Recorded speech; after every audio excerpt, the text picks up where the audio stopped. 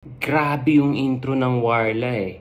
May patay na bangkay, tapos lumulutang siya sa tubig, may slit yung leeg niya. Parang ito na eh, oh shit, ito na eh, ang dark na ng movie eh. Tapos biglang may magsasalita, tapos bubundulin ka ng dialogue na parang sobrang fake. Parang, ha? Bro, ano yun? Bakit sobrang fake nila pakinggan? Mga tao ba tong nagkakausap sa isa't isa? And isa sa mga eksena na ganun, yung pagtitipon-tipon ng mga trans sa parang safe house nila. And sobrang jarring pakinggan.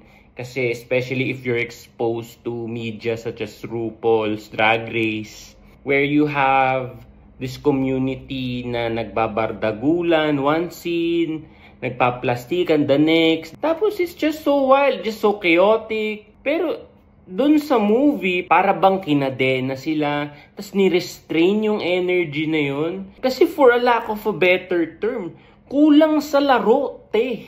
Kulang sa kabog, sa kalog, sa kalurkihan. And if they would have allowed that level of exciting chaos, it would have, I think, presented the trans community better. Kasi ganun naman typically, it's all fun and games until back to reality. Diba? Merong shared struggle ang buong community. Which by the way is something na na-appreciate ko sa movie na to. Kasi they introduced a lot of characters and each of the characters have their own unique na pinagdadaanan.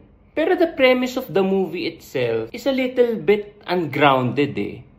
Until you realize na this was based on a true case that I think is still ongoing. And that makes it all the more impactful because of the struggle. And that by itself is a heavy social commentary. Especially na may pinatry silang i-push na awareness. Although yung hindi ko nagustuhan sa style nila, sometimes it felt a little bit blunt to a point na yung ideology is pinuspoon feed sa'yo.